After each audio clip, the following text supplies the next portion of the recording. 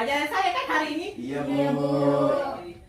Nah, sepertinya ribut-ribut ya dari kelas ya. Saya macet ini tadi di jalan, jadi baru datang. Baik, Bu. Assalamualaikum warahmatullahi wabarakatuh. Waalaikumsalam warahmatullahi wabarakatuh. Selamat pagi semuanya. Pagi. Semangat ya masih, ya dong masih pagi. Nah, jadi sebelum memulai pembelajaran kita berdoa terlebih dahulu ya. Siapa ketua kelasnya? Silakan untuk memimpin doa. Baik, teman-teman semuanya, sebelum kita memulai pelajaran pada pagi hari ini, ada baiknya kita membaca doa terlebih dahulu. Membaca doa dimulai. Doa selesai. Baik, sebelum memasuki pembelajaran yang membahas tentang tes argumentasi, Ibu absen dulu ya terlebih dahulu. Putri, Hadir, Bu. Paki, Hadir, Bu. Nia, Hadir, Bu. Eka. Hadir, Bu. Baik, hadir semua ya, alhamdulillah. Sebelum memulai pembelajaran pada hari ini, Ibu harap kalian mengikuti proses pembelajaran dan menyimak materi yang disampaikan dengan baik ya, dengan tujuan kalian bisa memahami dan mendapatkan hasil yang terbaik. Jadi, apakah kalian mengetahui apakah itu kecerdasan buatan? Ada yang tahu? Saya, Bu. Ya, silakan Paki. Menurut saya, kecerdasan buatan atau artificial intelligence atau AI adalah kecerdasan buatan yang dibuat oleh manusia. Jadi, AI itu adalah teknologi yang memiliki kemampuan menyelesaikan masalah dari berbagai bidang layaknya manusia. Baik, jadi benar ya. Jadi kecerdasan buatan itu dibuat untuk membantu manusia dalam memecahkan masalah. Selanjutnya, di sini Ibu akan menayangkan video tentang kecerdasan buatan dan yang telah seperti yang telah dijelaskan oleh Paki tadi, bahwa pendapat dari Paki itu merupakan bagian juga dari teks argumentasi atau pembelajaran yang akan kita pelajari hari ini atau materi yang akan dipelajari hari ini. Silakan videonya disimak ya.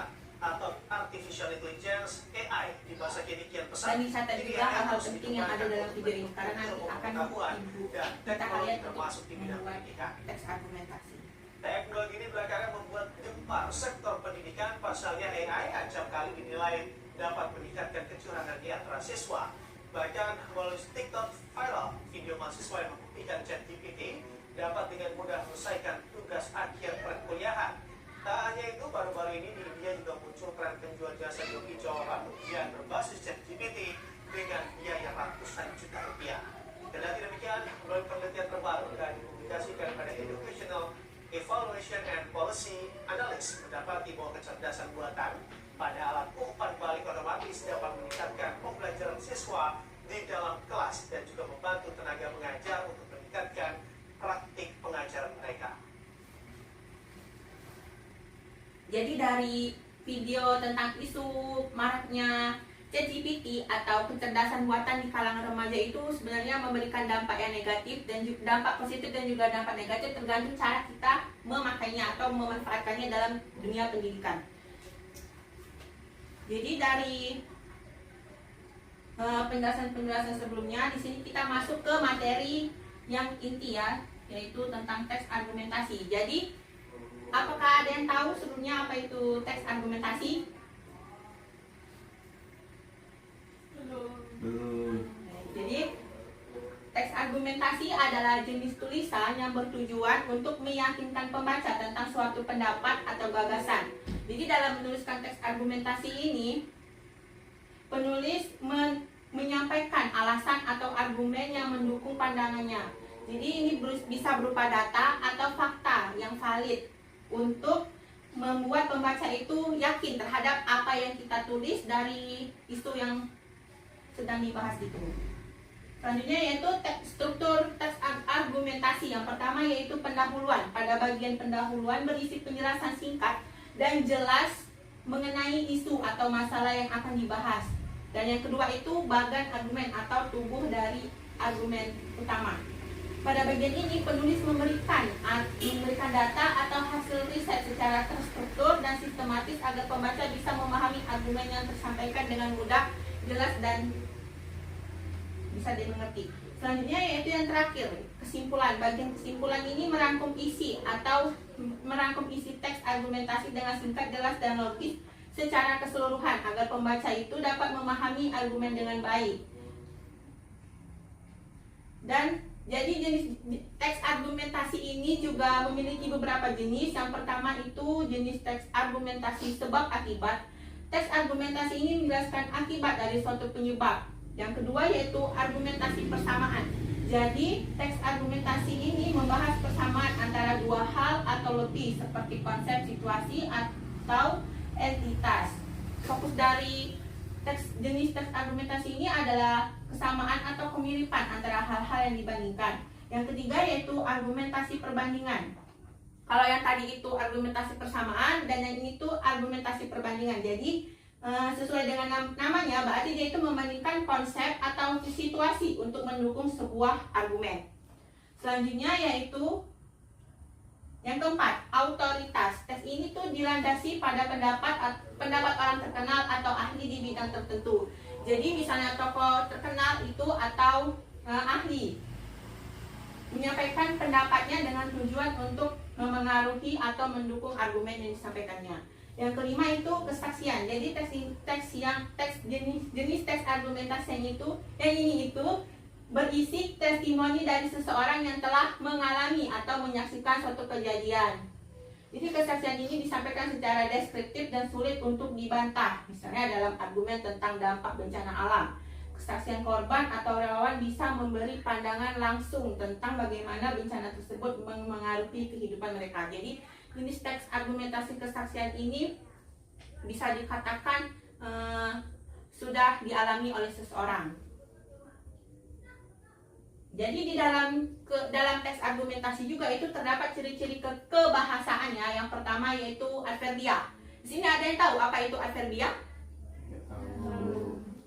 Jadi adverbia itu adalah kata keterangan atau kata yang menjelaskan keterangan, seperti keterangan waktu, keterangan tempat, keterangan alat. Dan yang kedua itu, jadi adverbia ini tuh dalam teks argumentasi itu berfungsi untuk memberikan informasi tambahan tentang kata lainnya seperti kata kerja atau kata sifat. Yang kedua yaitu konjungsi. Konjungsi di sini adalah kata hubung atau sambungan dalam kalimat.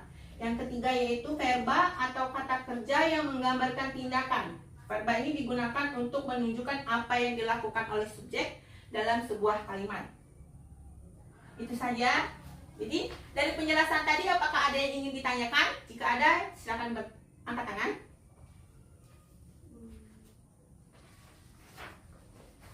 Nah, baik, sepertinya sudah pada paham semua ya. Wah, pintar-pintar banget. Jadi di sini karena sepertinya sudah dijelaskan tentang jenis, ciri, dan juga struktur. Di sini ada contoh dari teks argumentasi. Itu satu ya.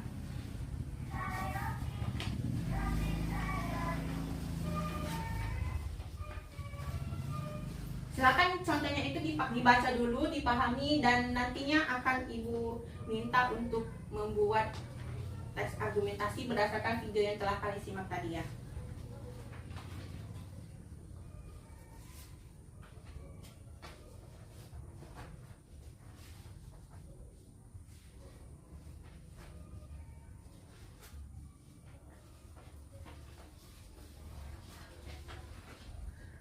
Baik, sepertinya sudah cukup untuk memahami contoh dari teks argumentasi itu. Jadi di sini Ibu akan membagi menjadi dua kelompok ya. Satu kelompok itu terdiri dari dua orang. Jadi barisan sini dua, barisan sini dua ya. Dan kalian membuat membuat teks argumentasi atau pendapat kalian tentang video yang telah kalian tonton tadi. Nanti kalau sudah, silakan menyampaikan pendapatnya atau teks argumentasi yang telah kalian tulis ke depan sini. Bisa dimulai sekarang ya. Jika ada yang kesulitan, silakan untuk bertanya. Baik, apakah sudah semua? Sudah. Silakan kelompok mana dulu yang ingin maju? Oke, kelompok 1 dulu ya. Oke, Bu. Situ berapa? Ya, berapa situ? Oke. Pendahuluan. Perkembangan teknologi kecerdasan buatan atau yang sering disebut AI telah membawa perubahan signifikan dalam berbagai aspek kehidupan, termasuk bidang pendidikan. AI menawarkan berbagai peluang untuk meningkatkan kualitas pembelajaran, namun juga menghadirkan tantangan yang perlu diatasi. Penting bagi kita untuk memahami dampak AI dalam pendidikan agar dapat memanfaatkannya secara optimal dan mengantisipasi potensi risiko yang mungkin timbul. Badan atau tubuh argumen. Peluang yang ditawarkan AI dalam pendidikan yang pertama yaitu AI dapat menyediakan pembelajaran yang dipersonalisasi, memungkinkan siswa belajar sesuai dengan kecepatan dan gaya belajar mereka masing-masing. Yang kedua, dengan bantuan AI, guru dapat mengidentifikasi kebutuhan khusus siswa dan memberikan intervensi yang tepat waktu. Yang ketiga, AI dapat mengotomatisasi tugas administratif seperti penilaian dan pengelolaan data sehingga guru dapat lebih fokus pada proses pembelajaran. Dan yang terakhir yaitu teknologi AI memungkinkan akses pendidikan yang lebih luas, terutama bagi siswa di daerah terpencil atau dengan keterbatasan fisik. Adapun tantangan yang dihadapi dalam implementasi AI, yang pertama yaitu ketergantungan pada AI dapat mengurangi interaksi sosial antara siswa dan guru. Yang kedua yaitu penggunaan AI memerlukan infrastruktur teknologi yang memadai yang mungkin belum tersedia di semua institusi pendidikan. Yang ketiga yaitu ada kekhawatiran mengenai privasi data siswa dan potensi penyalahgunaan informasi yang dikumpulkan oleh sistem AI. Dan yang terakhir yaitu kurangnya pemahaman dan pelatihan bagi guru dalam menggunakan teknologi AI dapat menghambat efektivitas penerapannya. Jadi kesimpulannya, kecerdasan buatan memiliki potensi besar untuk merevolusi dunia pendidikan dengan menawarkan pembelajaran yang lebih efektif dan efisien. Namun, implementasinya harus dilakukan dengan hati-hati, mempertimbangkan tantangan yang ada, dan memastikan bahwa teknologi ini digunakan untuk mendukung, bukan menggantikan peran guru. Dengan pendekatan yang tepat, AI dapat menjadi alat yang berharga dalam meningkatkan kualitas pendidikan dan mempersiapkan generasi masa depan yang lebih baik. Baik, terima kasih kelompok 1. Argumentasinya bagus ya, tepuk tangan dulu. Silakan duduk kelompok 1. Baik, dari kelompok 2 silakan menyampaikan argumennya. Baik, terima kasih atas kesempatannya. Menurut kami, perkembangan kecerdasan buatan AI di era modern telah membawa transformasi besar di berbagai bidang, termasuk pendidikan. Banyak pihak melihat AI sebagai peluang untuk meningkatkan efektivitas pembelajaran.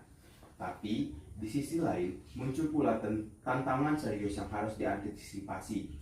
Oleh karena itu, penting untuk mengkaji bagaimana AI sebaiknya diterapkan dalam dunia pendidikan. Adapun manfaat AI dalam dunia pendidikan, yang pertama, AI membantu menyediakan metode pembelajaran yang adaptif.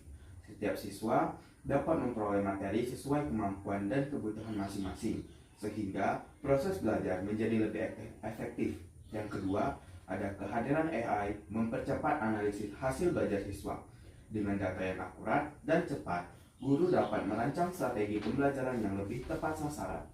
Dan yang ketiga, AI juga membuka akses pendidikan untuk kelompok yang sebelumnya sulit terjangkau, seperti siswa di daerah tinggal atau siswa dengan keterbatasan fisik. Selanjutnya akan dilanjutkan oleh rekan saya. Yang selanjutnya yaitu adalah AI. AI memiliki risiko dan tantangan. Yang pertama yaitu ketergantungan berlebihan terhadap AI dapat mengurangi peran manusia dalam pendidikan, khususnya interaksi emosional dan sosial yang dibutuhkan siswa. Yang kedua yaitu masalah keamanan data pribadi siswa menjadi prihatin serius, karena sistem AI mengumpulkan dan mengelola informasi sensitif. Yang ketiga yaitu tidak semua lembaga pendidikan memiliki kesiapan infrastruktur teknologi untuk mengimplementasikan AI, sehingga dapat memperlebar kesenjangan pendidikan. Yang keempat yaitu selain itu, guru perlu pelatihan berkelanjutan untuk dapat memanfaatkan teknologi AI dengan optimal dalam kegiatan belajar mengajar. dapat disimpulkan dari argumen ini yaitu kehadiran kecerdasan buatan dalam dunia pendidikan menawarkan peluang besar untuk memperbaiki mutu pembelajaran. Tetapi tanpa pengelolaan yang bijak, AI juga berpotensi menimbulkan masalah baru. Karena itu, integrasi AI harus dilakukan dengan pendekatan yang seimbang, memperhatikan aspek teknis, etis, dan sosial demi mencapai tujuan pendidikan yang lebih baik dan merata. Baik, jadi itu tadi argumentasi dari kelompok 2 ya, tangan. Jadi benar ya, di dalam teks argumentasi itu terdiri dari pendahuluan, badan argumen, dan juga kesimpulan. Dan dari kelompok 1 dan kelompok 2 tadi telah menyebutkan juga isi dari argumen itu yang disusun sesuai dengan struktur yang telah dijelaskan tadi.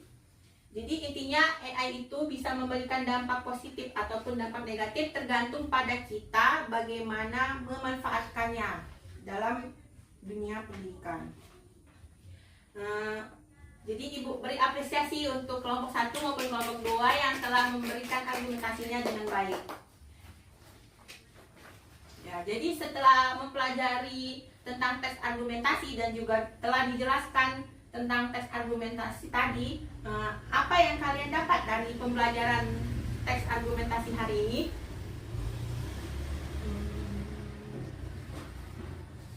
Ya, Nia bisa menjawab?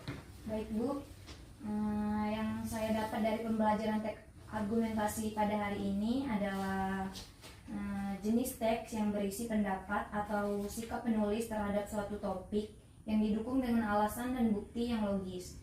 Teks ini memiliki struktur yang jelas, yaitu pendahuluan yang berisi pengenalan isu, tubuh argumen, dan kesimpulan yang berisi penegasan kembali pendapat.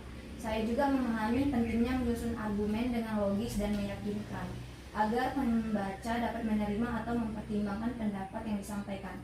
Selain itu, saya belajar bahwa dalam teks argumentasi ini, data, fakta, dan contoh sangat penting untuk memperkuat pendapat. Baik, tepuk tangan untuk saudari Nia. Telah ya, Ibu harap kalian mengerti ya apa itu teks argumentasi dan bagaimana membuat argumentasi itu dalam kehidupan sehari-hari. Jadi sepertinya kalian semua sudah paham ya apa itu teks argumentasi, apa saja strukturnya, jenis-jenisnya, dan ciri kebahasaan dari teks argumentasi itu sendiri. Jadi intinya teks argumentasi adalah sebuah gagasan atau pendapat yang ditulis oleh seseorang untuk meyakinkan pembaca tentang isu atau masalah sosial yang sedang diperbincangkan di masyarakat. Jadi karena waktu jam pelajaran juga sudah hampir habis, jadi Ibu akan memberikan pekerjaan rumah kepada kalian, yaitu kalian cari ya di rumah tentang isu sosial atau masalah sosial yang sedang hangat nih diperbincangkan di masyarakat, dan kalian buat teks argumentasi atau pendapat kalian di buku ya, di buku nanti dikumpulnya minggu depan. Dibuat seperti yang tadi kalian jelaskannya, ada pendahuluan, ada bagian tubuh, dan juga kesimpulan. Intinya harus lengkap ya. Ya itu saja. Ibu harap pembelajaran hari ini dapat bermakna dan bisa kalian pahami sampai berikut-berikutnya. Jangan sampai lupa ya jika ditanya besok. Itu saja. Terima kasih. Wassalamualaikum warahmatullahi wabarakatuh. Waalaikumsalam.